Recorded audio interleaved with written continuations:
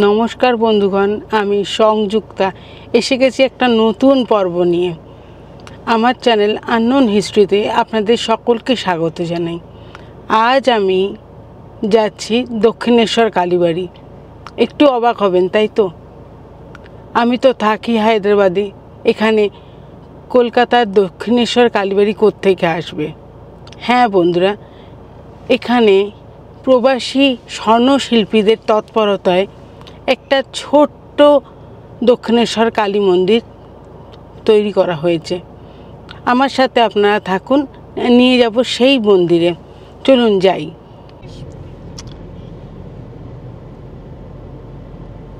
আমরা এখন পিভি নরসিমহা রাও ফ্লাইওভারে উঠছি। এই ফ্লাইওভারটা মোটামুটি 18 কিলোমিটার লম্বা। এই ফ্লাইওভারটা বানানো হয়েছিল এয়ারপোর্টে যাওয়ার যাত্রীদের সুবিধার্থে।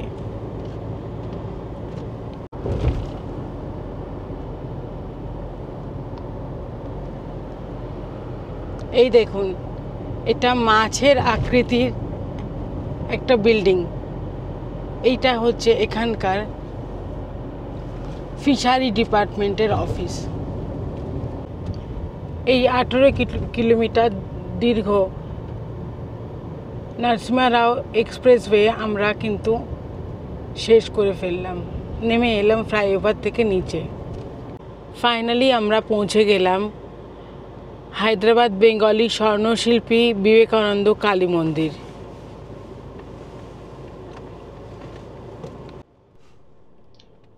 এই মন্দিরটির নির্মাণ শুরু হয় 2011 সালে এবং শেষ হয় 2019 সালে।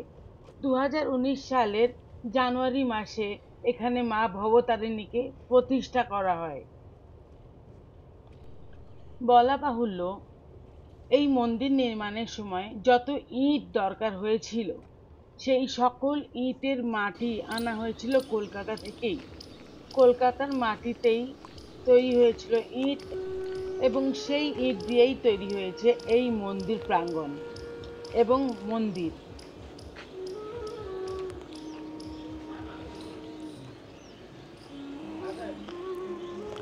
আমরা এই দিক দিয়ে এলাম, এই যে গাড়িটা দাঁড়িয়ে আছে এই রাস্তা দিয়ে ভিতরে এলাম।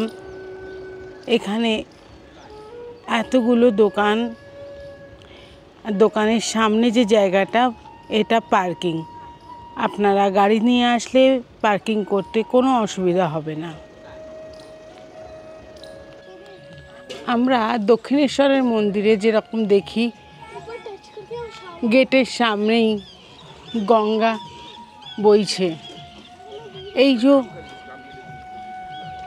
পানা ভর্তি যে জলাশয়টা দেখছেন, এটারও একটা ইতিহাস আছে। এই ঘাটটার নাম হচ্ছে মা ভবতারিণী স্নানের ঘাট।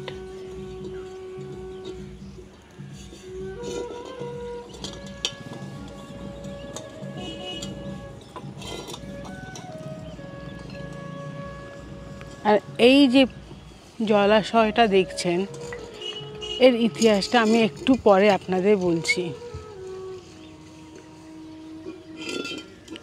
মনে হচ্ছে মোটামুটি একটা গঙ্গারই মতো।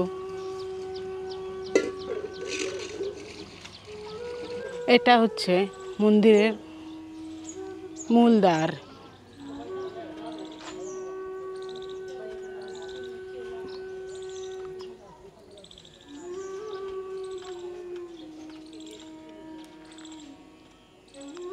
মনে হচ্ছে না পুরো দক্ষিণেশ্বরে এসে গেছি। হায়দ্রাবাদেও আছে একটা ছোট্ট দক্ষিণেশ্বর।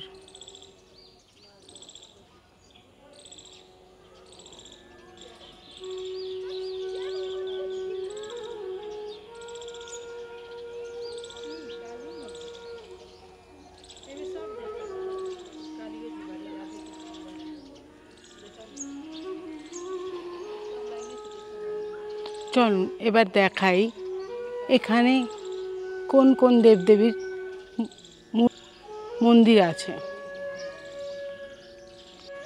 মন্দিরে ঢুকতেই বাঁদিকে একটা সুন্দর মাঠ এবং সামনে রয়েছে নাথ মন্দির।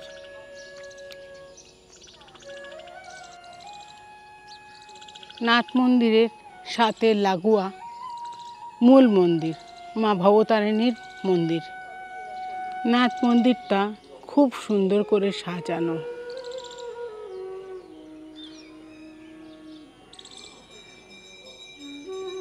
আর নাথ মন্দিরের সাথেই মূল মন্দির যুক্ত।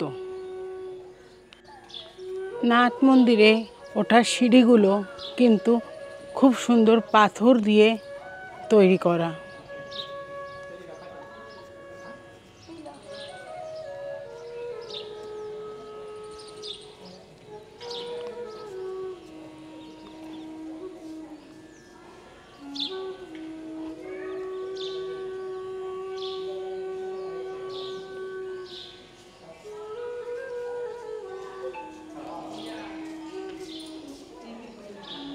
এখানে স্বামী বিবেকানন্দকে পুজো করা হয়।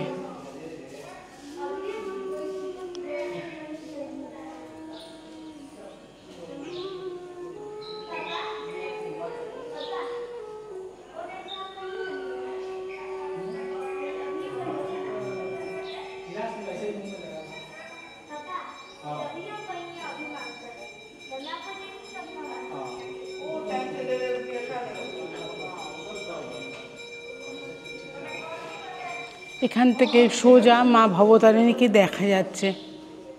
এখানে আমি মন্দিরের মধ্যে নিয়ে যাচ্ছি।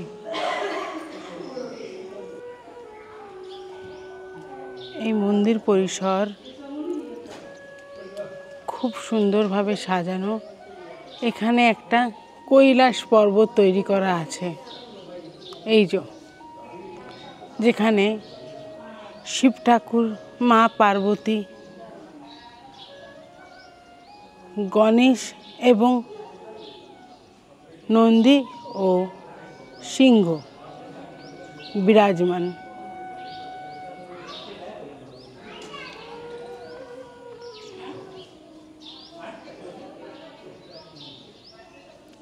এখানে আপনারা দেখুন প্যান্ডেল করা হয়েছে মন্দির পরিসরে।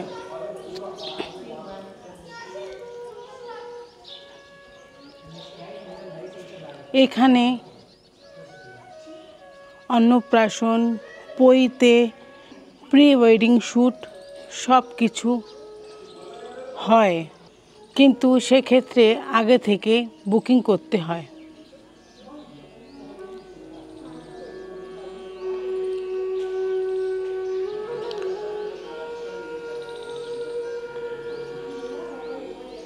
এই মন্দির পরিসরের পাঁচিলে আছে বিভিন্ন পৌরাণিক ঘটনা বর্ণিত। মন্দির পরিসরে বসার জন্য একটা জায়গা বানানো আছে। মন্দিরগুলো এক এক করে স্থাপিত। ডান দিকে নাথ মন্দির, আর এই যে এরিয়াটার কথা বলছি, এখানে বিভিন্ন ধরনের অনুষ্ঠান অনুষ্ঠিত হয়।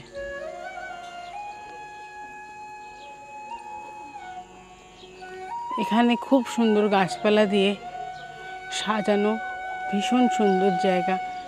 পরিবেশটা ভীষণ শান্ত, আপনাদের খুব ভালো লাগবে। সুযোগ পেলেই এখানে আসার প্ল্যান করুন।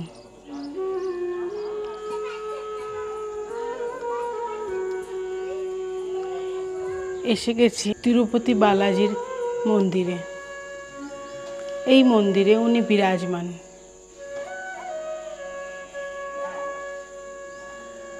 এবং বালাজিকে প্রদক্ষিণ করার জন্য মন্দিরে জায়গা করা আছে। এই সাইড থেকে আপনি বালাজি মহারাজের মন্দিরকে প্রদক্ষিণ করতে পারবেন।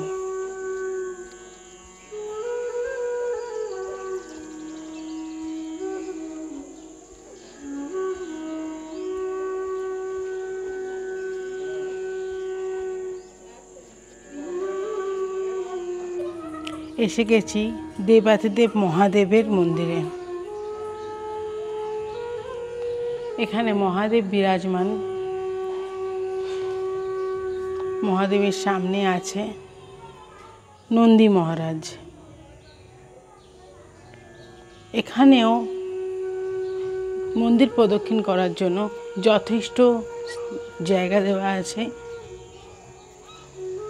যাতে সবাই মহাদেবের দর্শন নিয়ে মন্দির প্রদক্ষিণ করতে পারে।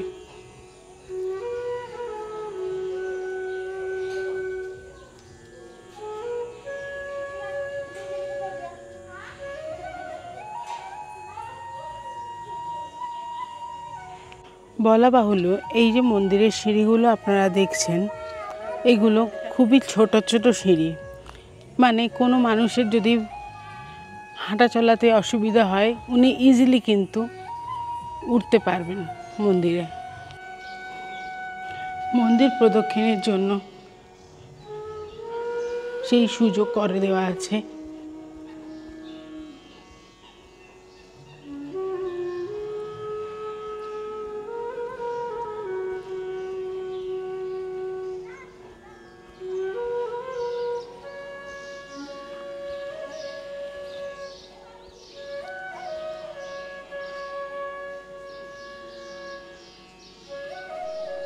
মা ভবতারিণী, মা ভবতারিণীর মন্দিরের নিচে বিরাজিত মা শারদা এবং রামকৃষ্ণ পরমহংসদেব দুজনে বিরাজিত।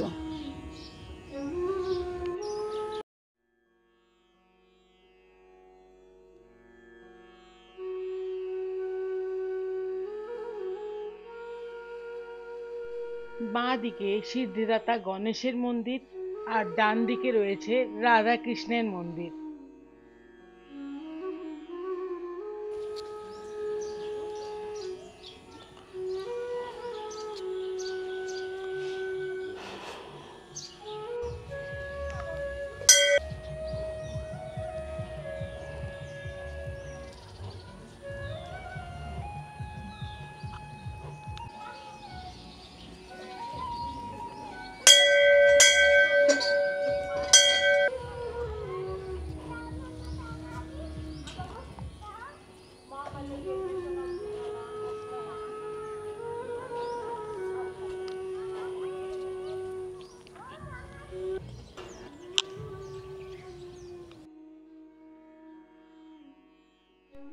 প্রতি বছর মা ভবতারিণীর প্রতিষ্ঠা দিবস পালিত হয় জানুয়ারি মাসে। প্রতি বছরের মতো এবছরও মায়ের প্রতিষ্ঠা দিবস পালন করা হবে 27, 28, 29 জানুয়ারি 2025 সাল। মন্দিরের তরফ থেকে আপনাদের সকলকে আমন্ত্রণ জানানো হচ্ছে এই মন্দিরে।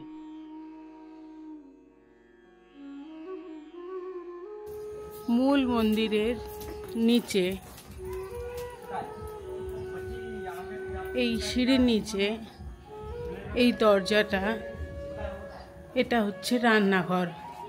এখানেই মা ভবতারিণীর ভোগ রান্না হয়। এই রান্নাঘরের দু সাইডে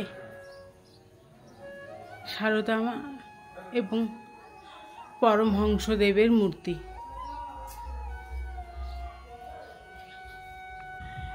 এখন আমরা মা ভবতারিণী ঘাটে এসে পৌঁছালাম। এই যে আপনারা জলাধারটা দেখছেন, যেটা সবুজ হয়ে আছে, মনে হচ্ছে মাঠ, এটা কিন্তু আগে জলাধার ছিল না। যখন এই এলাকায় মা ভবতারিণীর মন্দির স্থাপন করার সংকল্প নেওয়া হয়, ঠিক তখনই এখানে মা গঙ্গার উদ্দেশ্যে পুজো করা হয়।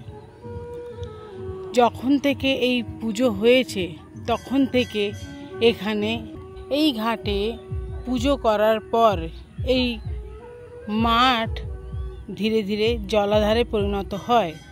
তখন থেকে আজ পর্যন্ত এই যে জলাধারটা দেখছেন, কখনো শুকায়নি। তীব্র গরমেও এখানে এই রকম জল এবং বর্ষাকালেও এখানে জল। তখন থেকে এটা জলাধারে পরিণত হয়েছে। এটা ছিল একটা মাঠ।